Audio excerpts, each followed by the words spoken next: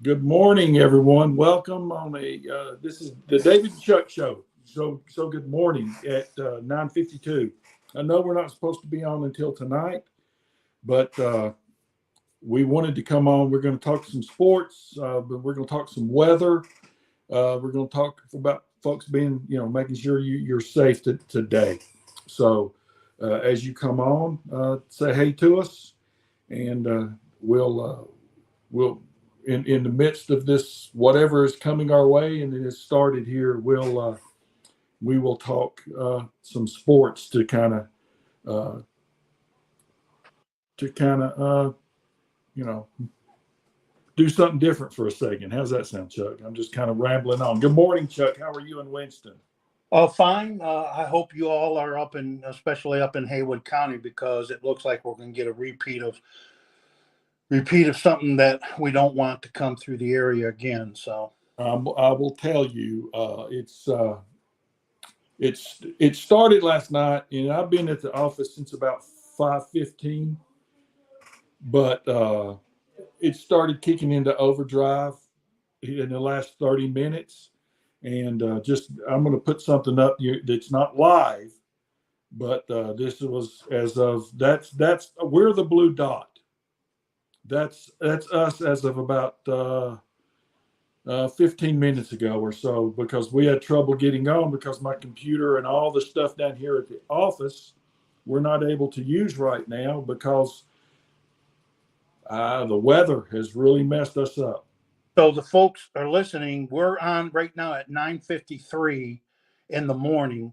So if you come on at 2 o'clock, that is at not almost 10 o'clock in the morning. What you're showing right there. Yeah, that was as of 9:25 this morning, and it's just going to continue for the next 24 or so hours. So, if you're out there, a couple of things. Number one, be really, really safe. Make sure you have a plan. Make sure you know.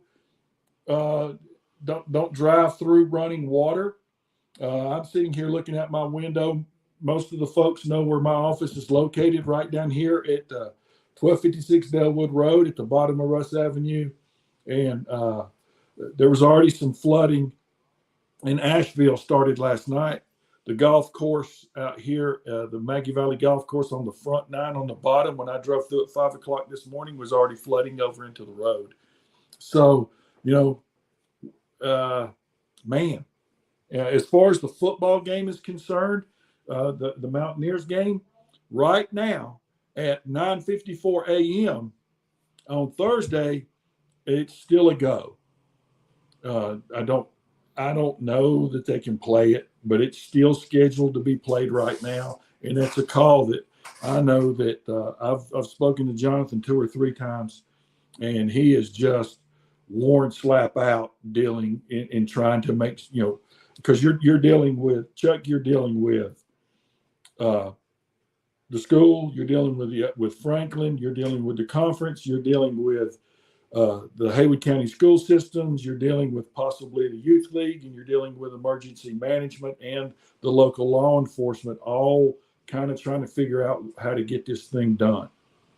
So there's a lot happening there. So and over on the other side of town, uh, I hope and pray that that river stays in the banks of the river.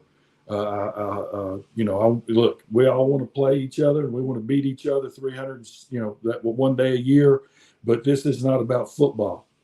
Right. Man, when we hope and pray to God that river leaves them alone, please. I Leave had them alone. called early this morning to Rhonda Bird, and uh, their uh, their farm and seed place that's by the stadium, and the stadium itself. All the stuff has been moved out in preparation of the possibility.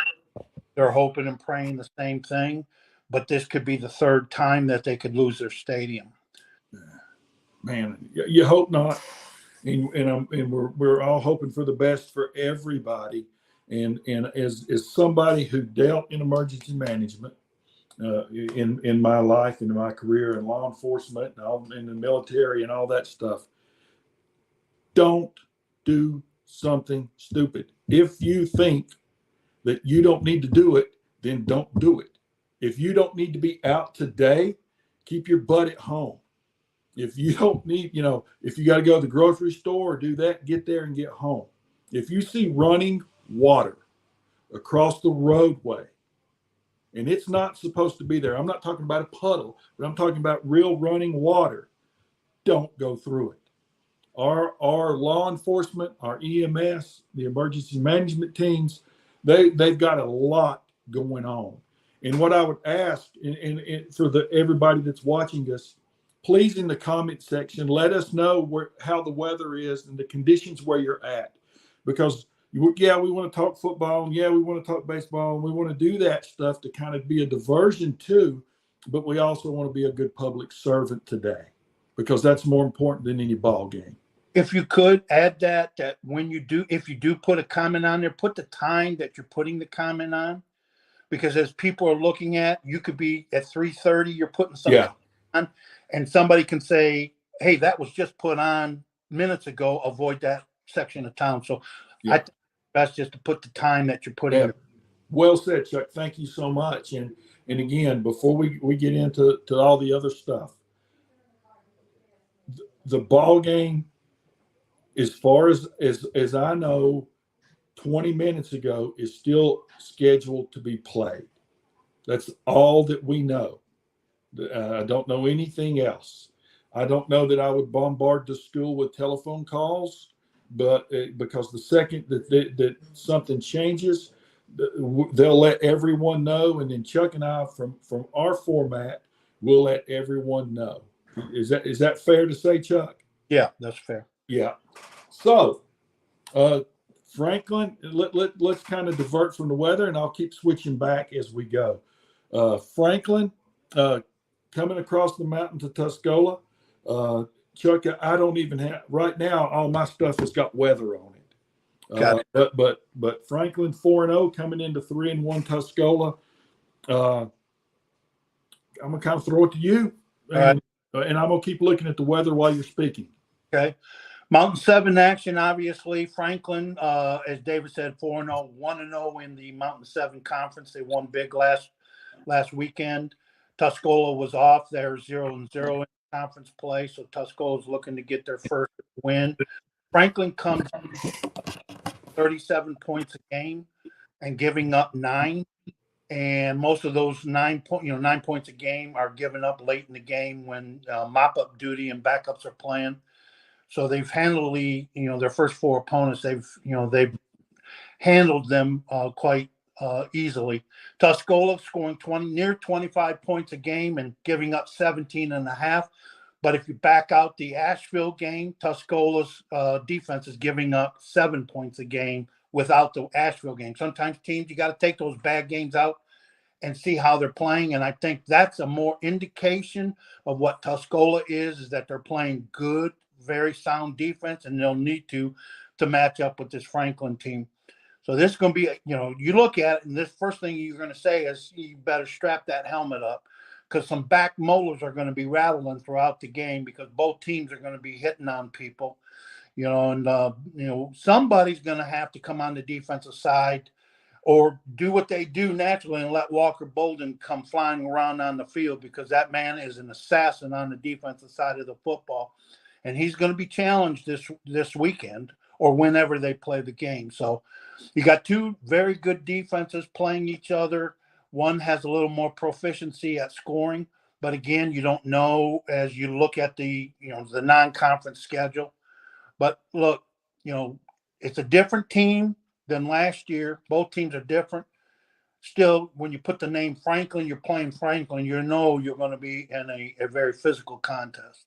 Yeah, absolutely. And I, in the time we've done this, and really forever for me, I always much respect to Coach Brooks, much respect to his brother, and in the culture and in the program that they've built over the years. I think for me as a guy that used to love the fullback thing, it's great to see good hard-nosed smash mouth football. Right. When you install the fullback, you got a back that puts his hand down in front of your tailback. And where that fullback goes, so goes the tailback on most of the plays. And when a fullback's coming through there, sometimes they get a little crafty, the Brooks brothers, with that traditional I formation, and they bring a pulling guard through. So you got two people coming at one guy they want to focus on. And so you got everybody handling their blocks, and then you got a pulling guard, and you got that fullback coming through. So you got two lead blockers for that tailback. Simply designed to get 4 yards. Simply designed. Franklin's content to get 4, 4, 4, 4 all the way down the field and pound on you. Rattle the back motors. Their line, if it's a traditional Franklin team, their line is going to love getting gritty and get down and muddy and play physical football. They love that kind of stuff. And then when you get so focused on that backfield and the two guys leading in, and sometimes a mean fullback coming through the hole, they slip a pass behind you. You get so looking at that eye candy, then they throw that football behind you. So it's like the triple option. You got assignment football. You're going to have to play even when you play that traditional offense. But Coach Austin Chambers knows that. He's experienced it. He's played Franklin before. He understands what it's going to take to win the football game. And again, they'll prepare them throughout the whole week. And when it comes game time, you just throw your kids out there and say, let's go. Yeah. And it'll be fun to watch. I think they're two teams that, Franklin, my sense going into the season is they were going to be what we've seen. You just kind of, they're kind of where you thought they'd be. With our bunch, you just didn't know. Lost a lot of kids. Then you got some, and kind of kids in positions that you hadn't seen before, and the vast improvement from in the first 4 games has really been fun to watch. Special teams, I keep going back. Last year I would go, man, our special teams. I don't know, man, our special teams are special. They really are special, and kicking the kicking game, the kick return game. And when I talk about the kicking game, not just the kicking, which has been spectacular, but the coverage. The coverage has been spectacular, lights out when they've had a punt return or one of the few times they've had a kick return. So, when Mills kicks that football into the end zone, folks should know that, and they may know this, and I'm just assuming, the moment it crossed the goal line, it is an automatically dead ball. No high school football player receiving a ball in the end zone, if he gets back into the end zone or it crosses the goal line, can run the football out. So once it crossed the goal lines, dead ball moved out to the 20. And so that's the advantage, is that if you can kick it into the end zone, you can assure the fact that Franklin can't run anything back or give their offense a short field by running a long return back if they receive at the 1 or the 2. But once it crosses that goal line, that head official, the white hat, will blow it dead, because no one, in high school football, there are no returns from the end zone. Yep. And it's really, and it's been fun to see. Defensively, the kids, to me, are light years ahead of where they were a year ago.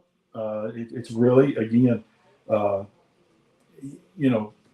Walker, Elijah, Bridger, Cooper, Sam, Isaiah. Man, just go down the list. Bo, when he's back there, Ty Walker. I mean, just you keep going. You just Christopher. Hey, Christopher's played some corner this year. Right. I don't know if anybody really knew that. Man, our linebackers, man, Bryson, our freshman Chase. I'm kind of going down the list here. You got Dustin that's played defense. You got Luke. You got Jesse Bledsoe. You got Jason. You got Zach. You got Everett, who's another freshman. Bryce and Alex and Cameron. And if I've left anybody out, I apologize. But it's really been fun to watch the growth of the group and what the way they rally to the ball and understand leverage. A lot of folks, back when we played, they did talk about your outside shoulder and your hand and that being free, but leverage wasn't that big a deal. It was pursuit angle and all that stuff, which they do today. But this bunch, it's been really fun to see how they understand leverage and square to the line and from center out, trying to keep the outside shoulder and hand free, Right. to keep people. And that has been really fun to see from my perspective. Right. Well, and it's going to be a game. Guys like Walker Bolden are going to be in and around the ball, sniffing the ball carrier, and chase and all that stuff. But it's to me, a game like this between Franklin and Tuscola is a game who flinches first.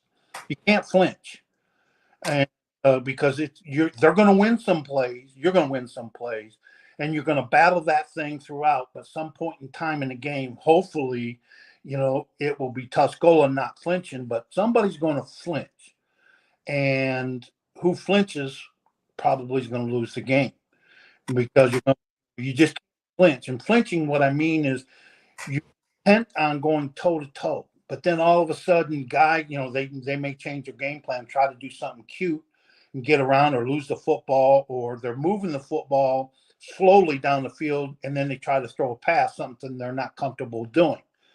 And Tuscola may be trying to score quick, and mistake of hands up and ball bounces to a defender throwing interceptions. You can't flinch and doing it out of something that you're not comfortable doing. So I think the team that flinches first is going to give the other team the advantage, and that's what this is what this football game's about. If we want to make a point, we said this, and I think you said it a week ago, that how good Franklin is. We are painting you a true picture. Franklin's a really good football team, well coached. Maybe one of the the best coaches, not the best. We think we've got the best football coach in Western North Carolina, but the Brooks brothers have been doing this for decades, and and Josh Brooks has been doing this. But when you play the game, just understand Franklin is unbeatable. There is no team that's unbeatable. So you play your game. You focus on playing your game and eliminating mistakes, but eliminating those mistakes that are costly, like penalties. If you play a near perfect game, if not a perfect game, that's what you're striving to do, you can beat a team like Franklin. But Franklin, the same way. If Franklin plays a near perfect or perfect game, they can beat Tuscola. So that's the game within the game to watch on Friday nights. And I also think that the weather, depending on when it's played, if it's wet and rainy and stuff, we're probably not going to throw the ball as much. Jet is not going to throw it around the ballpark as much to Bo and to Jones and to Decker and to Hyatt and all those guys. But I think we can run a ball between the tackles if we have to. But Tuscola likes to be more than one dimensional. So the weather, we'll see how the weather is when it's played. Again, right now, let me emphasize again, it's still scheduled for tomorrow at the normal kickoff time, and it very well could be, because I don't know. The weather will be gone by then, but what is the aftermath of the weather is going to decide whether we play or not. It's not going to be the actual weather. The weather is, we're in about a 24, 27-hour window. So sometime tomorrow, early afternoon, it's going to let up. But the aftermath of what's left is going to decide whether the game is played or not. Right. And so weather could have an issue, but I think that Jonathan does it means not one iota to he and his kids. They'll play in the sandbox. They'll play in a shower. Let's just go play, because it's fun. That's what you work so hard for. So, but Well, let me ask you: do you think weather will have an effect if it's wet and windy? Yes, I do think, and it's first of all, it's the experience of playing in inclement weather. Franklin has, although they're coming on the road, Franklin has a natural grass surface. Is my understanding. When I left, they had natural grass. Yeah. Okay?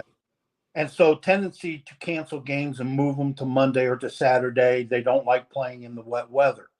That has a play into it, because when you get out there, it's like the old guys at Flint Southwestern High School, the football factory. Want to go into a phone booth? Let's go. You want to go play out in the pasture? Let's go. If you want to go anywhere, that was the attitude that we had. We'll play you anywhere. And I do agree that being it's on the artificial, and you practice on that artificial, and you've done it in inclement weather, that does have an advantage somewhat to Tuscola. Does it mean that it factors into the end result?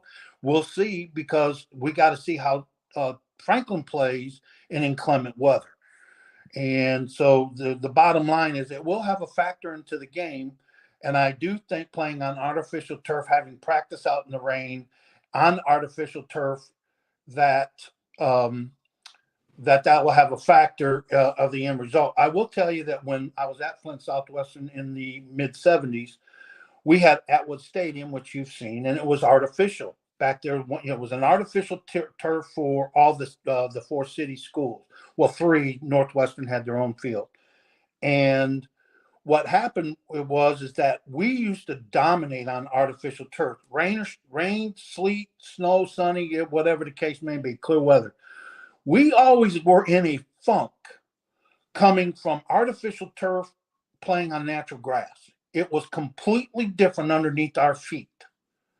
And we just couldn't, we were slow starting. We'd have to get into halftime and figure out what is wrong with us. But we were playing, we have guys cut, well, normally like they cut on artificial turf, sliding up on natural grass if it was raining or wet. So we were always in some kind of funk playing on grass, going from artificial turf to grass. Now, Franklin's coming from grass to artificial turf. So we'll see how that plays out. I believe it's a factor into it, a little factor. Okay. And let me just say this: the turf that you played on, and the turf like they used to have out here at Cullowhee when they first put turf in, guys, if you've ever played on cement, it was cement, just green. The turf they play on today is not the turf they played on back in the day. Imagine your backyard porch, cement, and you roll outdoor carpet on it. That's what we played on. That was artificial. That's it. But it was artificial. Yes, it was.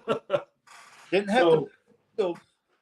So again, we'll update as we know about the game. And real quick, Chucky, I want to go make sure that folks understand. Right now, we're at 100% rain from now until 11 p.m. tonight. Then it goes down to 90. And then from midnight to 10 in the morning, it stays at 90 and 100. Then it goes down to 61 and then down into the 30s. And by kickoff, it's 17. So, the 17% chance of rain. So it's going to start, the rain's going to let up starting about 10 o'clock in the morning. If somebody has a helicopter tomorrow, come over top of Weatherby Stadium and start hovering over top the field to dry out the turf. Yeah. So I don't think that the actual rain will keep the game from being played. I believe that whatever happens but in the next 24 hours is going to determine if the game is played or not. Whether you could, the roads are usable, whether there's trees down, whether there's flooding and those type of things. So we will keep everyone updated on that.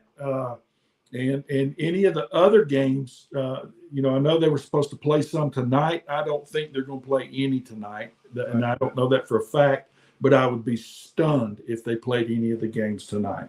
Right. All right. Other schools in the Mountain 7, Pisgah's off. West Henderson, 3-2. West Henderson, 1-0 in the conference, travels to play East Henderson, 3-2 and 0-1 in the conference whenever they play it. And the other game in the Mountain 7, Smoky Mountain, 2-3 and 0-1 in the conference, travels to North Henderson to play 2-3 and 0-1 the Knights in Edneyville. That's your Mountain 7 conference. Yep. And we'll know more as the day goes on. Now, before we talk a little bit college football, we've got to talk Major League Baseball. I'm going to talk for a second because once you start, you're not going to stop. So in the American League, the Yankees, the Guardians, and the Astros, pretty much those divisions are over. And I think all of those have clinched, if I'm not mistaken, Chuck. I think all of those have clinched their division. And let me go back here and click and double check. Yeah, they have. Yeah, they've all three clinched their divisions. So what you're fighting for now is the wild card. There's 3 wild card spots left. You got Baltimore that clinched. So there's 2 wild card spots left. There's the Tigers and the Royals that are tied for that second and third spot. And then 2 games out is Minnesota, and 2.5 is the Mariners. They'll blow it. That was for our good friend John. I don't know that Minnesota can make up those two games, or Seattle can make up the 2.5. Kansas City is not playing well, but they have won their last 2. And I think going into the playoffs, and a month ago, no one would have said this. I think that the 2 best teams, the teams you better watch out for in the American League going into the playoffs, are Cleveland and Detroit. I think they are, number one, they're just playing better than anyone. And man, the Tigers came from nowhere, and you know they're young. They got some of their guys back, but they're playing lights out baseball, and Cleveland is playing lights out baseball. So I think those 2 teams going into the playoffs starting next week are the teams to beat in the American League. And thoughts before we on the American League? Well, American League is going to be settled, and you have to look at the rest, the final 4 games. Detroit is home, and they finish up with Tampa Bay tonight or this afternoon, and then they turn around and play the Chicago White Sox the final 3 games of the season. You're talking about the 38 and 120 record-setting historic Chicago White Sox? Okay. Yeah, that's advantage Detroit because they have, since August 11, they have the best record in the major leagues, in both leagues. So in the major leagues, so Detroit's favorable schedule, and then you turn around, Minnesota has to host Baltimore. And right now, it's just that's going to be when you're 2 games out trying to gain some ground. You got to sweep Baltimore, knowing that Detroit's playing the White Sox. You can't lose another game. You got to hope that the Tigers stub their toes in a couple games, and that could happen. You don't see that. I don't see that. I don't. I think Kansas City's playing well, and so right now Minnesota needs, because Detroit and Kansas City are in a virtual tie, that Minnesota and Seattle are hoping for a disaster. So you have to look at who they're playing in the final 3-4 games of the season. So right now, the way the Tigers are playing, you're right. Cleveland and Detroit are playing the best baseball, but Detroit's playing the best baseball in both leagues since August 11th. Yeah, by far. It all happened when we lost, not my favorite player, Javi Baez. Yeah. Isn't that a coincidence? I don't believe in coincidences. No, he's a cancer on the field and a cancer in the clubhouse. And just, pay the money, get him out of there, and they did that.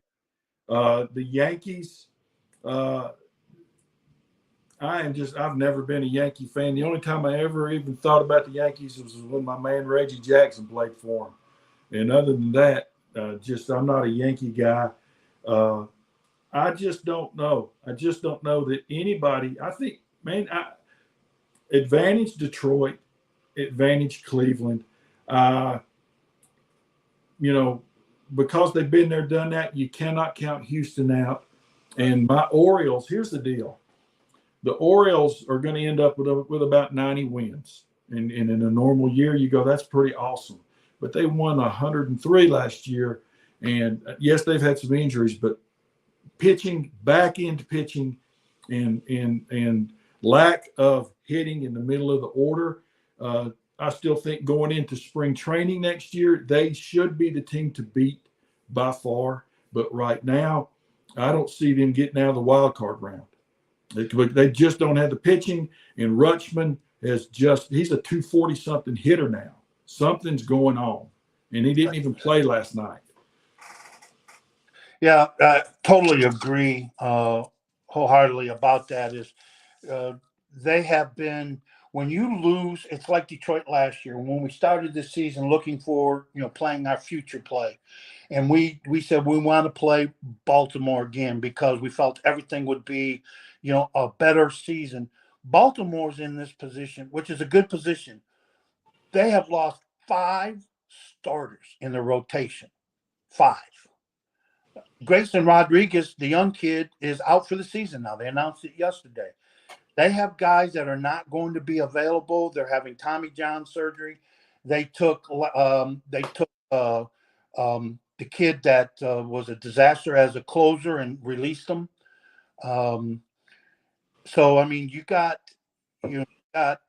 Baltimore's pitching has been devastated by injuries.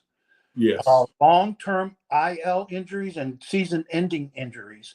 And here's the thing with IL, Tommy John, you're not going to have them next year. You're not going to have them for a lot of next season. So you're going to have to deal with this, and you're going to have to go down to that minor leagues or make some trades in the off season to get somebody to start for the meantime. Yeah.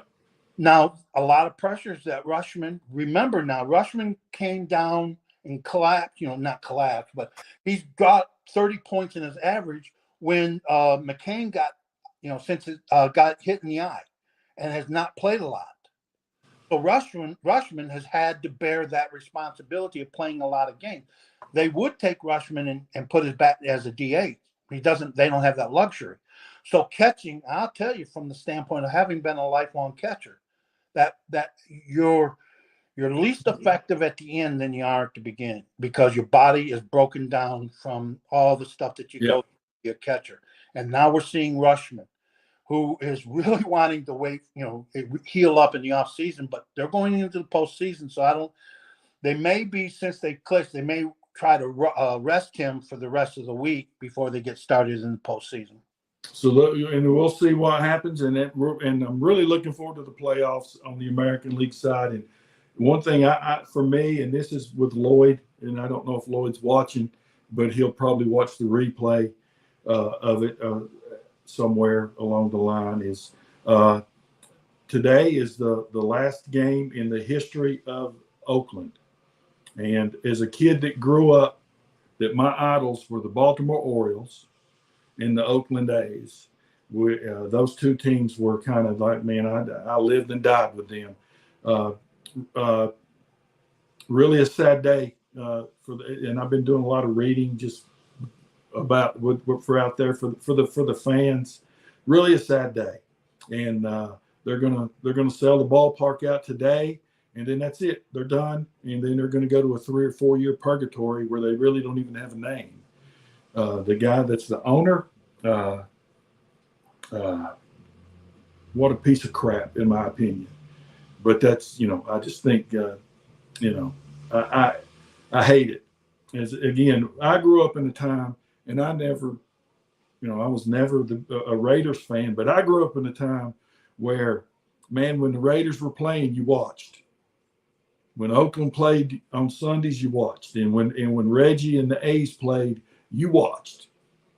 And really, really, really feel sad for the real true people out there that losing their franchise. So anyway, last day today. Hope I hope that the owner, it's probably he's not going to show up, but it's in his best interest probably to keep his little butt somewhere else.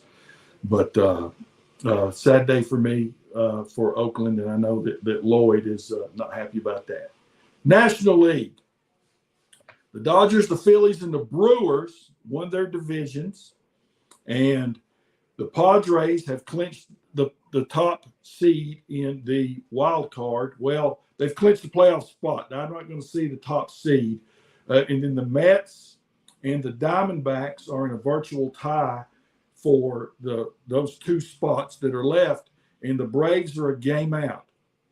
And because of the weather, they were supposed to play last night and today, the Mets and the Braves in Atlanta, and they have moved that to Monday, which is the open day.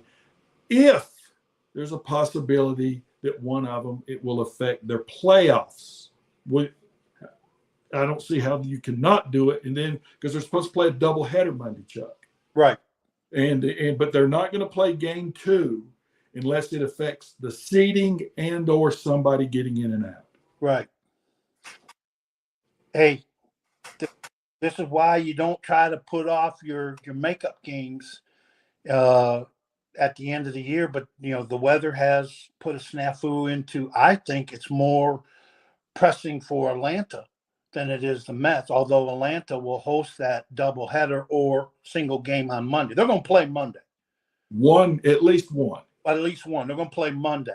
And so what happens in those final 3 games, for both the Mets, the Diamondbacks, and the Braves, that's going to be the 3 teams you want to focus on in the National League. The other one is that you want to see if San Diego can make a run at Los Angeles in the last 4 games. But be that as it may, is that what you're seeing right now is that the 3 teams focused on the National League, Mets and Braves, which will play Monday, and then the final 3 games, whoever they play. But they're going to have to ante up, and this is the time in these final 3. In 1987, Detroit went to Toronto and had to go win 3 games to make the postseason. And I'll be dog if they didn't beat Toronto in 1987 to earn a spot in the playoff. Now, they lost in the first round to the Minnesota Twins, who eventually went to the World Series. But the fact remains is that you went in knowing you had to win all 3 to make it. And they did. And I mean, watching those games, it was like the last game of your life for 3 games. They played like their life depended on it.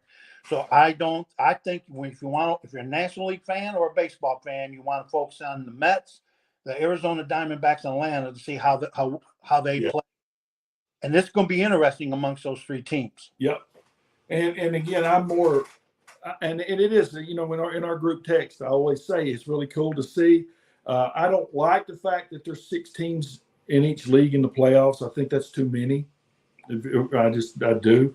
But again, in our world of, instant gratification and everybody gets a trophy type stuff, that's kind of the way that it's going to be. And I can't change it. I might whine a little bit about it, but watching these last 3 or 4 games with all these teams fighting for that spot it is fun, even though I don't like the fact that the spot is there. That's a personal thing. Man, I am shocked at. Let me go back before we move on to college football. This year in Major League Baseball, I did not see Texas. I did not see the Rangers. I'm going to go in the American League. I didn't see the Rangers kind of sliding back to below 500. And I didn't see Toronto. I did not think that Toronto would compete for the AL East Division, but I thought they'd be at least in a wild card fight.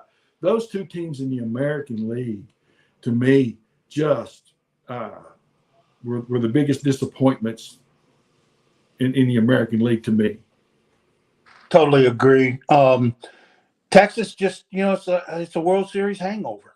It's like teams that win the World Series, they don't have changes or the age of the team. Look, the whole Major League Baseball had one of those unique years that was the number of Tommy John arm injuries, pitchers, starters going out. Look at Baltimore. Look at Detroit the year before, 5 starters out. We've got some of them back. And Baltimore, again, you're talking about how long these arms or the philosophy changes. Where do you go get these pitchers? Because here's the thing about all Major League Baseball teams. You need pitching. Where are you going to go get it? The pitchers you want to get are on the Tommy John injury list, getting Tommy John surgery. So now you're having to go with unproven guys. You don't know how they'll work out. Yep. Scherzer was supposed to be an asset to Texas. I mean, he pitched maybe 1/4 of the games he was supposed, 1/10 of the games that he was supposed to. So finding pitchers, everybody's in that boat, and they're out there trying to find these pitchers. I watched Eflin tonight, and it seems like the season is starting to take its toll on him. And I'm like, if Baltimore can end this season, they're in. But if Baltimore can end the season somewhat of, even if they lose the last 3 games, Baltimore is going to take that big sigh of relief and go, it's over with. We can restart everybody 0-0. They're going to need that 2 or 3 day break to reset their roster. Get Corbin Burns ready to go in that. So it's arms. It's all about arms, and the arms have just gone up. It's almost like it's an epidemic. Yep. Tommy John surgery. It is. And then I'm going to go in the National League real quick. Cincinnati and Pittsburgh were my 2 disappointments. I thought there's no way Cincinnati, because they're in the same boat as Baltimore and Detroit and Kansas City. They're loaded with talent, young talent. And I thought, but there's, and I thought Pittsburgh could be able to maybe fight, but those 2 teams just disappointed the whole season. And Cincinnati fired their manager 2 days ago. Right. As we get ready for the playoffs, it's going to be interesting. I'm really looking forward to it. And we'll see who ends up going to the World Series pre-2025. I think that Baltimore, with their talent, they're going to go out here and spend some money with this new owner that Cal Ripken is part of. They're going to get the pitching. They've got everything else, them, Detroit, the Yankees, and Kansas City are going to be the teams to beat in the American League last year. I think next year they're going to be a step above everybody. Don't forget Houston. We don't like Houston, but don't forget Houston. Yeah, but they're older. Now they are a veteran group. They are older. I don't know. If they played in any division besides the division they played in this year. Hey, we talked crap about Houston all, at the beginning of the season to mid-season, like finally, people are seeing the true Houston. All of a sudden they turn the corner and all of a sudden we become idiots. I'm looking forward to the next week, and then the playoffs start Tuesday. I mean, the wild card round starts immediately on Tuesday. So it's going to be fun and interesting to see. And again, I just want to, as we transition into some college football, guys, really be careful, because it's just coming down cats and dogs out here. And I can see out the window, the ground can only hold so much. Right. So let's see here. My internet in the office has been affected by the weather. So college football, Alabama and Georgia. Who let them dogs loose? Well, they better find some dogs. Mm-hmm. But I think, again, I can't. Are they playing in Georgia? I looked, and there was clearing in Alabama that the rain would maybe on Friday leave the Bama area. Now, again, weathermen. They're playing in Alabama? They're playing at Alabama. Oh, okay. And like weathermen, they're like us. They're wrong most of the time. So Um, Yeah. but according to the weatherman's report, at least sometime Thursday, and that leaves them Thursday, the rest of Thursday, and then Saturday should be sunny. Well, And they play at night, 7:30. So yeah, 7:30 ABC game. I still think that Georgia is the team to beat in that game. I know what happened at Kentucky, but you found a way to win, and until somebody knocks them off, I still think they're the team to beat. But I think it'll be a pretty good football game. And the guy that's down there coaching Alabama, he's kind of just slipped right in and done a really good job. And the thing that I do like about him is he's doing it his way.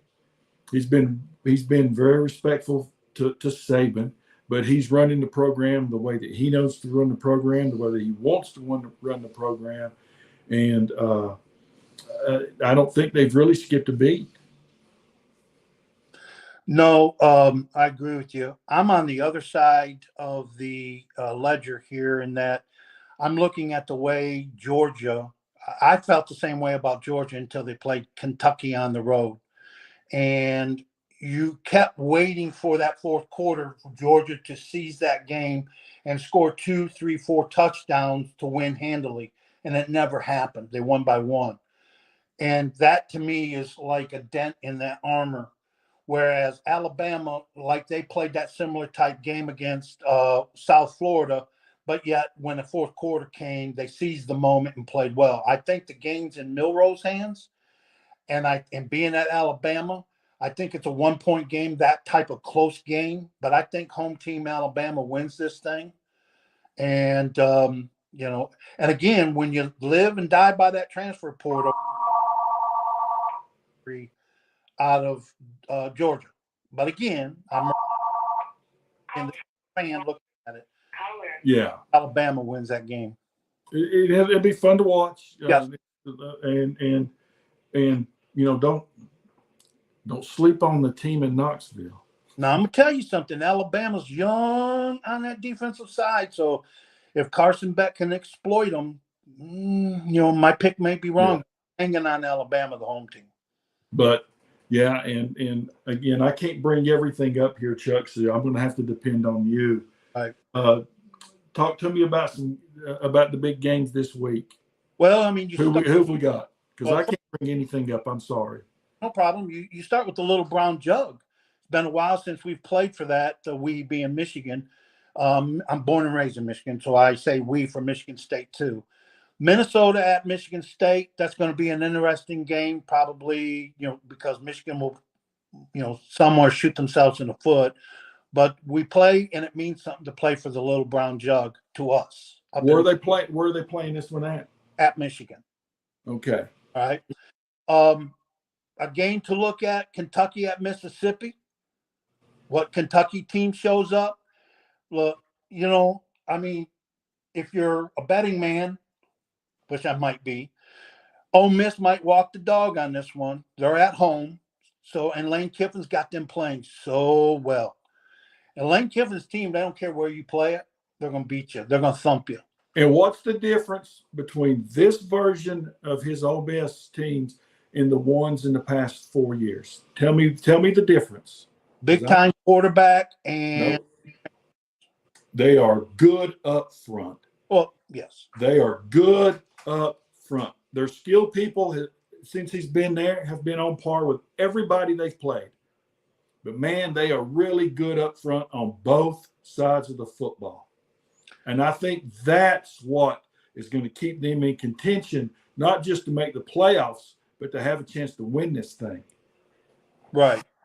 I think if Mississippi's got to be perfect this season because of the schedule and because of the weakness of the schedule, if they're not perfect and they stub their toe, it could jeopardize a spot in the 12-team playoff. Just my thoughts. Yeah.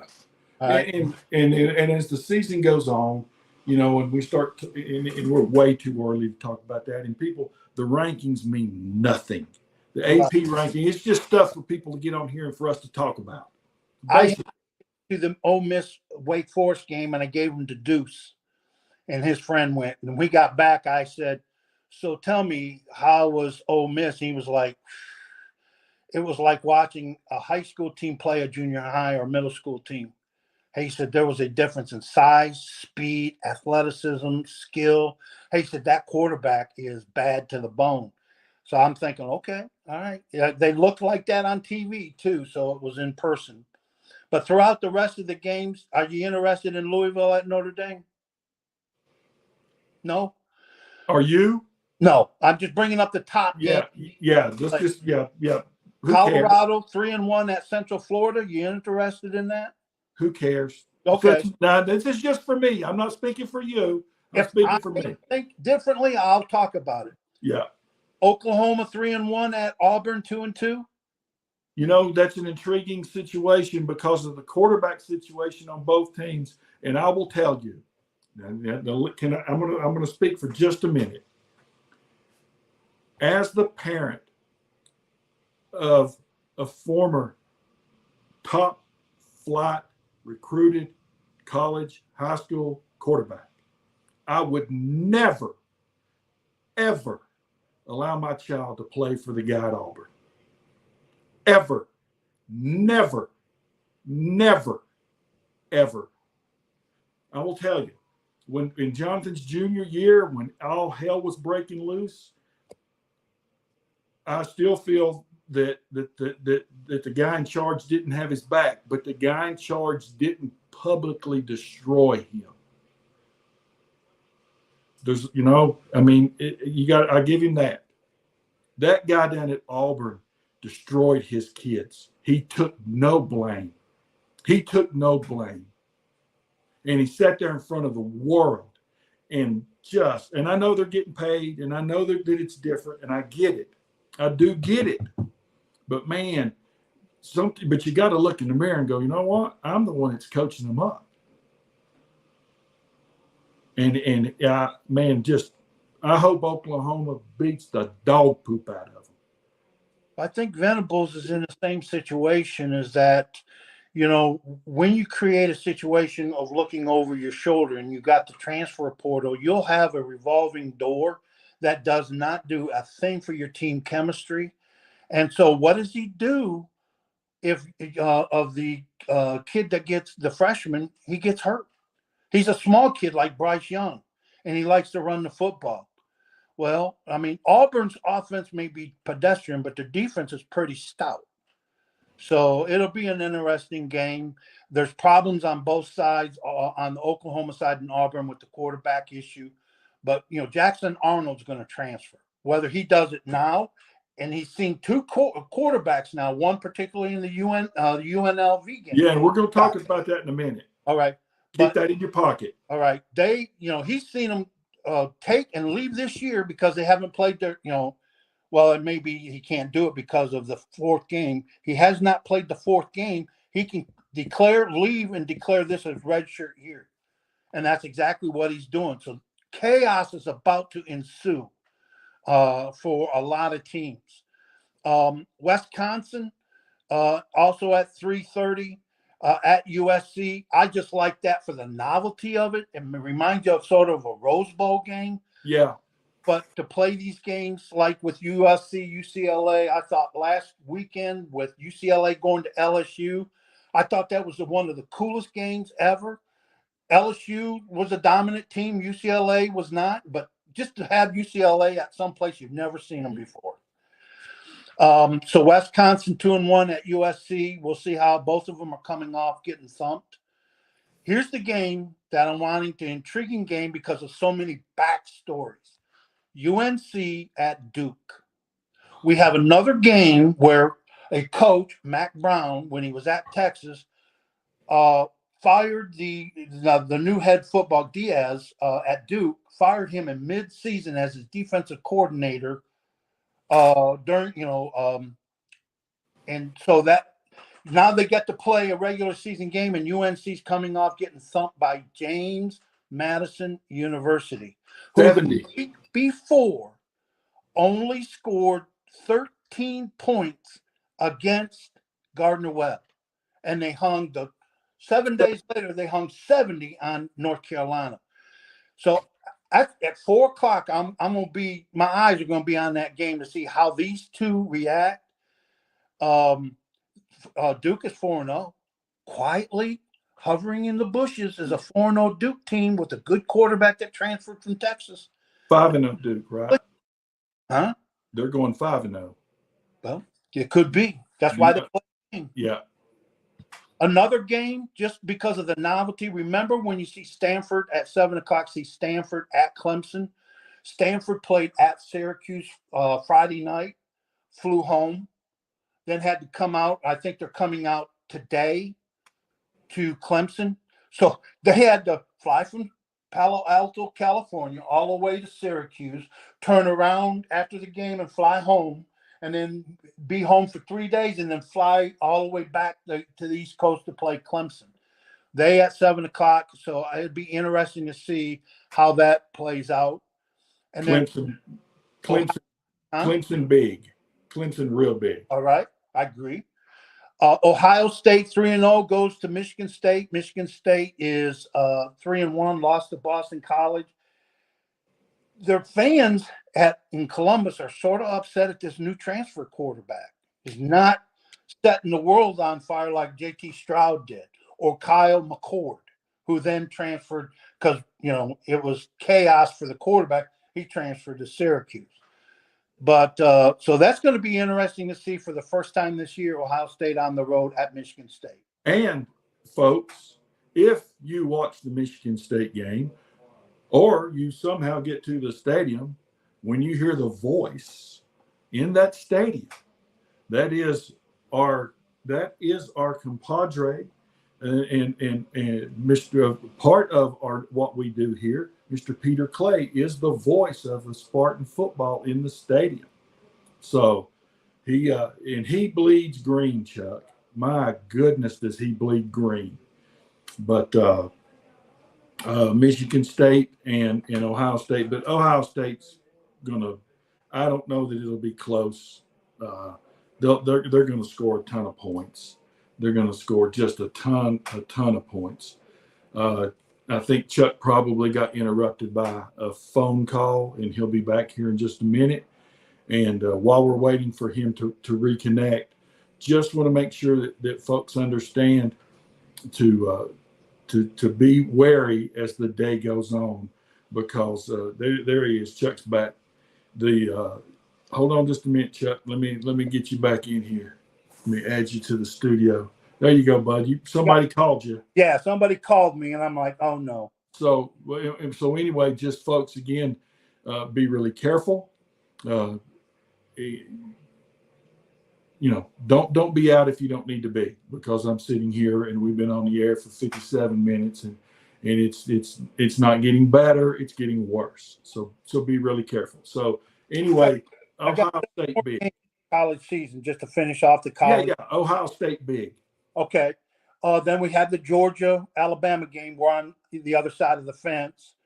Also at 7:30, while the Georgia-Bama game, if you get bored of that, Illinois 4-0, another quiet 4-0 team who are playing Brett Bielema's style football, is playing Penn State 3-0 at Penn State.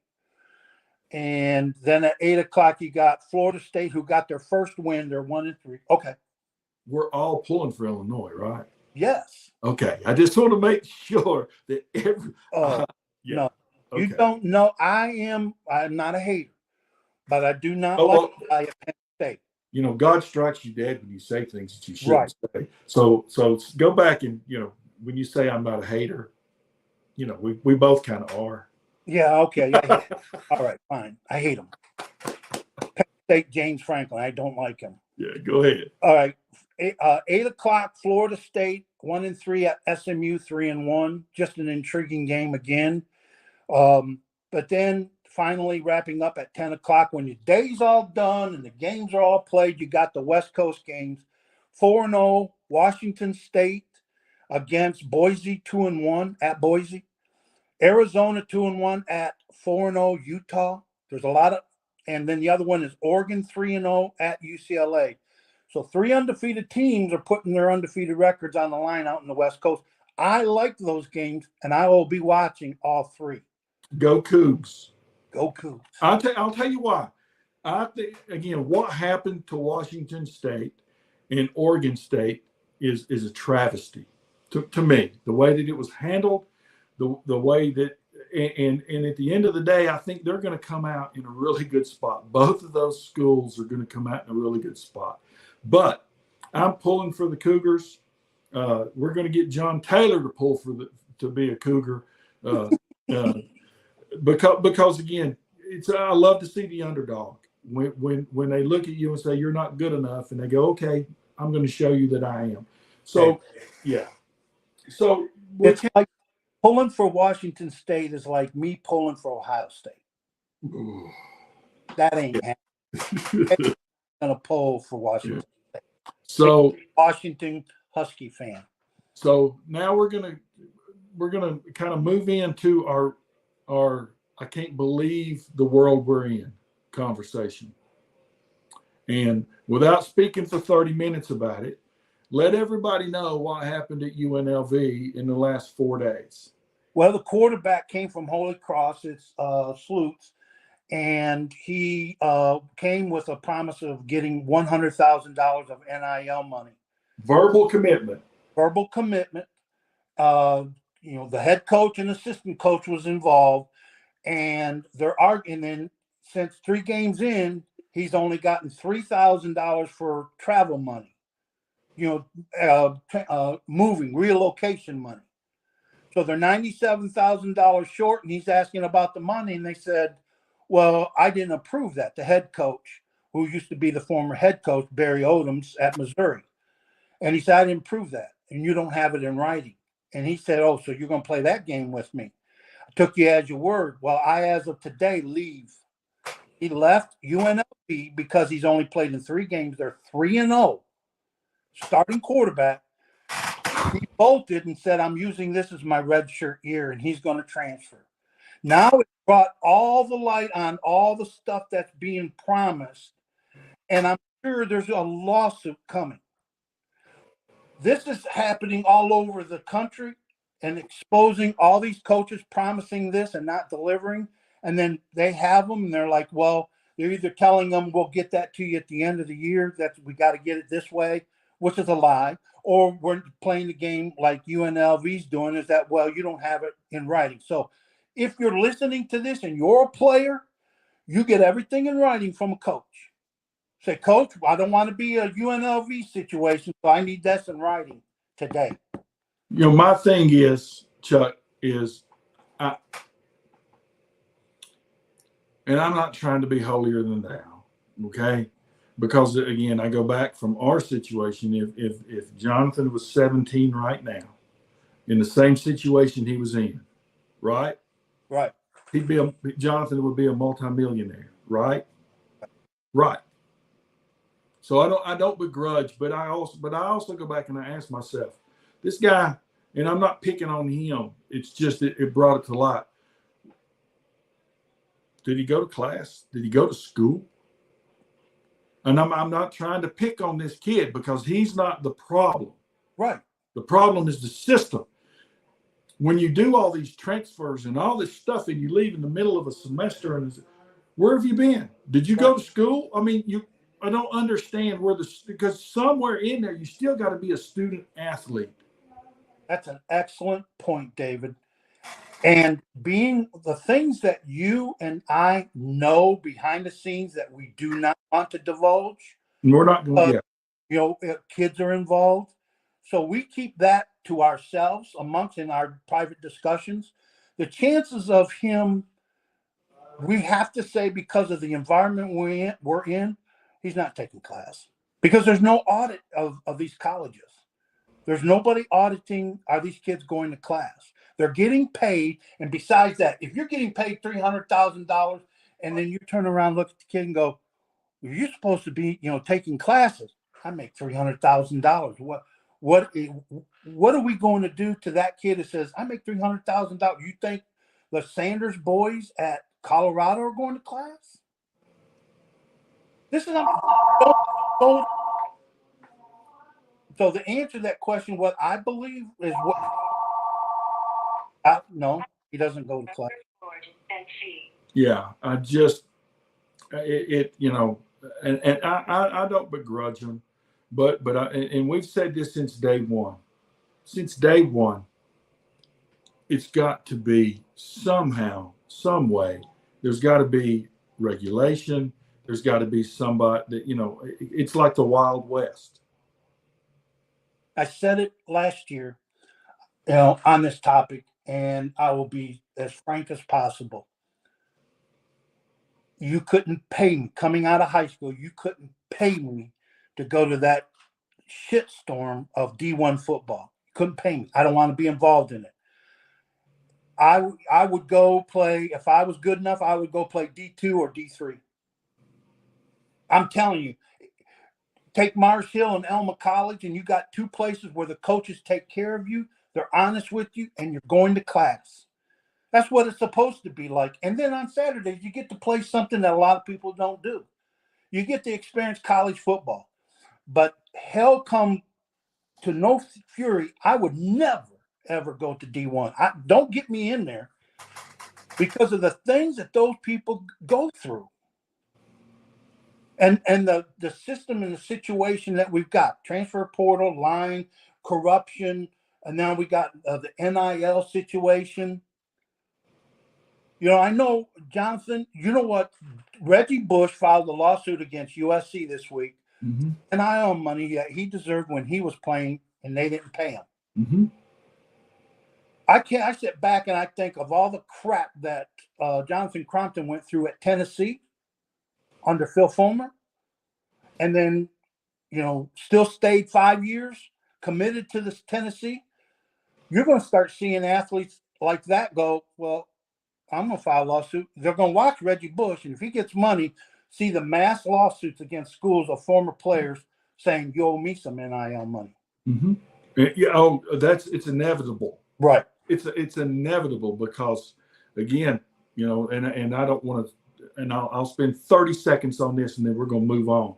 I'll never forget the phone call I got. Janet called me one day, and if you know Janet, you understand she was in Penny's in the Asheville Mall, and she called me. She goes, "Hey, I want to show you something." I think she FaceTimed me, and she said, "There's like these 4 racks of brand new number 8 Tennessee jerseys," and we were both going, "How awesome is that?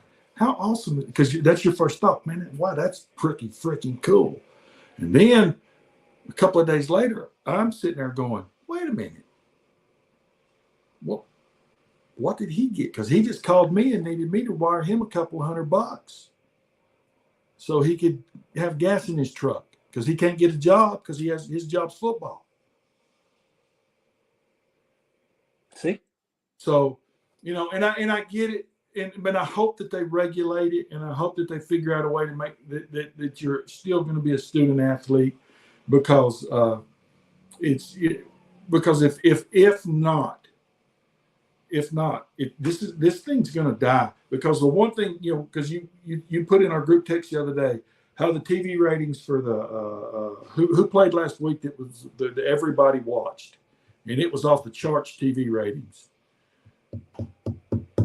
Oh, the Michigan Southern Cal, Yeah, and then the other game, the ABC game, whoever that was, that the ratings were kind of off the charts.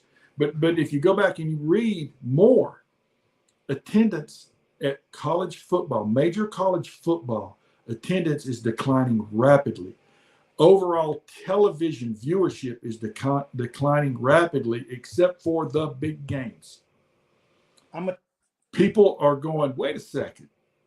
Like at UT, now they've upped their ticket prices, and on the end, and they're up front, and I give them credit. This percentage of your ticket that you just paid extra for is going so we can pay the players. Now, I get everything truthful. I mean, and this is just the tip of the iceberg of what we know and the fans know. But here's the thing: if you're paying players, are you going to watch Saturday pro players or Sunday pro players? If you want to watch the best football and of professionals, because when you pay somebody, that means they're professionals, I'm going to watch Sundays. I'm not going to watch Saturdays. and poorly played football. Oklahoma against Tennessee, hosting Tennessee last Yeah, week. that was the ratings one. I'm sorry. Players paid poorly. They played poorly. So you're getting a drift that the fans sort of loved before they were being played, or before they knew they were being paid, before they were paid underneath the table and secretly. So bottom line is, if you're going to watch professional athletes, you're going to watch Sunday football, not Saturday football. And Could there's be, yeah. because I can only afford ticket price for one or the other. If I'm going to the game, then I'm going to watch, and then I'm going to a Sunday game. And like Saturday, I came to the office and did some stuff, and then I just needed to kind of get away for a minute, and I just drove down around, and I went to look for a camper or something. And coming back, I stopped by Mars Hill. And they were playing against Lenore Ryan, and what an environment! I sent the pictures to our group text just to say, "Hey, this is college football." Right. And what an environment. The guys playing their guts out, really good football. And I'm sure some of them are getting, maybe at the Burger Hut there in at Mars Hill, their NIL deals, you can come in here and get some food, which is cool. And I want everybody to get what they can get, but it's just, I don't know. Maybe I'm too old now, Chuck, and I'm being serious when I say that. Maybe I'm too old. No, you're not. We are too old. We are a dinosaur, and we're out of this new generation of football. The way things are is that it's, we can get into philosophy and sociology and all that stuff. I don't want to get into it. It's different from the old days, and got to look at how you're running your program. I do want to mention this. Okay, I'm about ready to die on the phone. Okay, almost zero. Okay. So when I go, the show's over with. Okay. Yeah.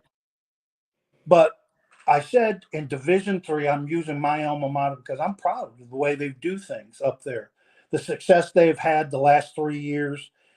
In April 27th, that week was an off week for them. And Elma College, I want to tell you, went out of this country to play and practice their final week of spring practice and play their spring game. They played the game against an opponent. They went to Glasgow, Scotland, and played the Glasgow rugby team, who also is their football team. And so, isn't that a cool thing that you take a break? The only way they did it, and why I say that is they took the break when there was no school. And there was a break between the winter term and what they call the spring term, a month-long intense term of one class. And they took that week and went to Glasgow, Scotland, took the team there, all expenses paid, spent a week in Scotland, learned about a new country, and then at the end, while practicing, capped it off with a game. That's what you want to go and send your kids to play college football. Yeah. Those type of things. So quite frankly, I don't want to watch kids who are not going to school, that are not a part of the general population, and then are getting paid more money than a professional. Some of them, most of them are getting six figures. I mean, the kid Sluka was promised $100,000. That's more than about 80% of the population makes to play football, and he doesn't go to school. Why am I wanting to watch that? That's me. Okay? That's it. So bottom line is that we got a problem, but I don't know if it can be fixed. We'll just have to. That's it. So what we'll do is, if we play tomorrow, we'll try to have a pregame show as normal from the stadium. But we'll hopefully we'll be updated today. But Jonathan told me that it'll be about noon tomorrow before we'll know final either way. But right now we're still scheduled for tomorrow, and I implore everyone, don't get lulled into thinking that this is not a difficult situation that we're in right now. Be careful. Check on your friends. Check on the elderly. Don't drive through water. Be smart. And let's see where we are tomorrow at about this time, because she's gonna start dumping on us here, because we're just getting the start of it, Chuck. Right. So everyone be careful, and a really good show. And I hate that Peter can't be with us, but he's got to do what he's doing up there. And I probably won't have power tonight at 6 o'clock, just to be honest with you. Right. That's why we wanted to do it today. So any final words, Chuck, before we get off here? No, I gotta go. All right, guys. Thank you, guys. Everyone be safe. Chuck, I'll talk to you later. Everybody have a good day. Be safe.